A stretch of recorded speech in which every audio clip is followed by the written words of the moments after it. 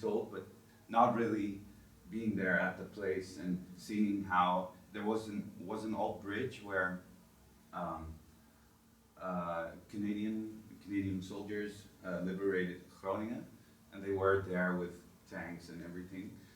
But this bridge was still there, but it was kind of dilapidated now. Mm. But it was still there, so he could tell a story there and really gave you a feel of the place, and that was kind of Well, cool. I mean, so that seems to have a common theme with your interview. Was your interviewee telling stories about these places, or just kind of her reactions towards? No, she didn't talk a lot about history at all. She was just kind of sharing a lot of personal stuff, like how she was feeling with certain things. Because I mean, originally she's not from there, so. You know. All right. Well, that's kind of maybe it's because your interview is a bit younger. But what about you two? Did either of your participants really have a historic view towards this place? No. No. Okay. She was really, she liked change. She said all the people are nagging about things change and that all times are better. But, she said, but I think it's also fine now. Oh, so she's fine with change. Yeah, so she also talked about one cafe which is due to be demolished. Okay.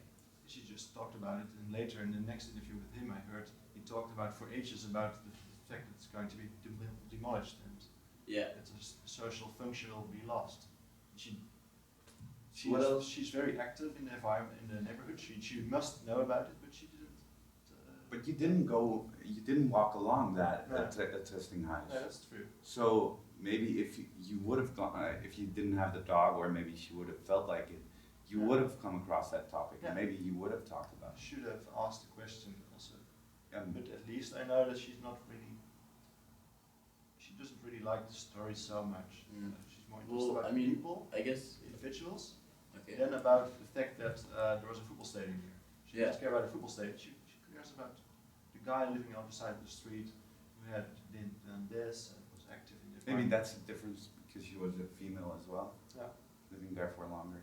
Yeah, but I feel like the fact that it's a walk-in interview again, and that it's not something that's happening inside, makes the respondent a lot more active as well. Mm-hmm. Like, they are, oftentimes it happens, you see something and you're like, oh yeah, like now I remember, something that if you sit somewhere you don't really Topics realize. present itself while you're walking. Yeah. Exactly. And something also that my respondent was mentioning was that now also the gemeente here, Groningen, is trying to change the Oosterpark a lot.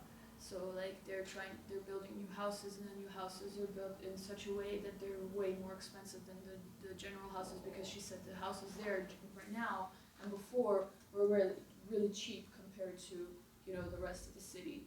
And so now they're trying to make it more expensive in order for other people to join and live in the Oosterpark, so that the kind of connotation of the drug addicts and the foreigners and like this kind of like strange like nobody knows what's happening place, to kind of have more control over it. And she thought it was good, but when I was thinking about it a little bit more, this place has been existing for so long now, and people actually created something there. Whether it's good or it's bad, it's not like, it's not like there are like a lot of harms going on. At least she didn't mention those to me, and like I felt as though it was fine the way it was going now as well. But she's the youngest respondent in our group, 35 to 40, not from there. Emmy, you had the oldest interviewee in our group, 70 years old. Were they from the Oosterpoort? Yeah, I mean he had a lot of history there. Okay. He didn't live there for all of his life, but he grew up there. Okay. So. Okay.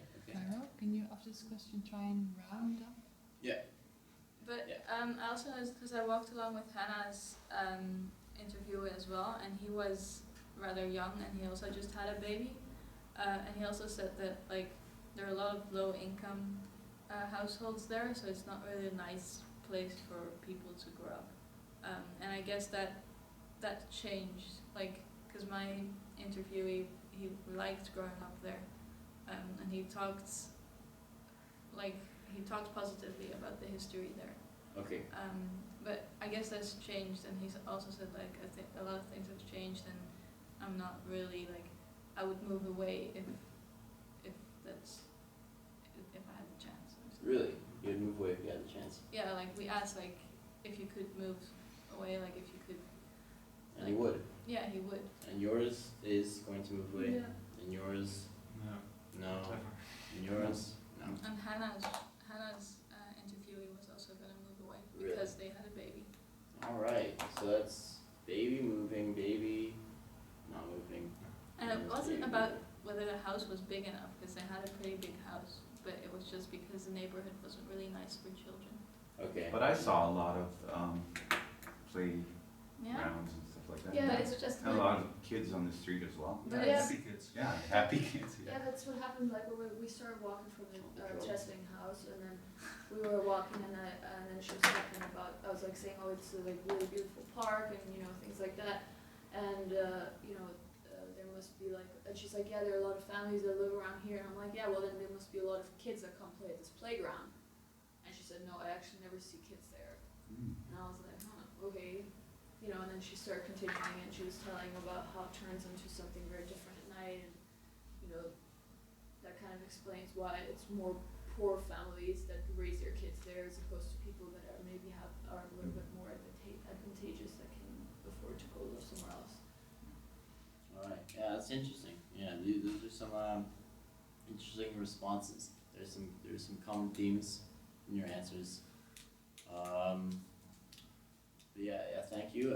We'll get back to you in 10 to 14 days, business days, with your food voucher. Food voucher.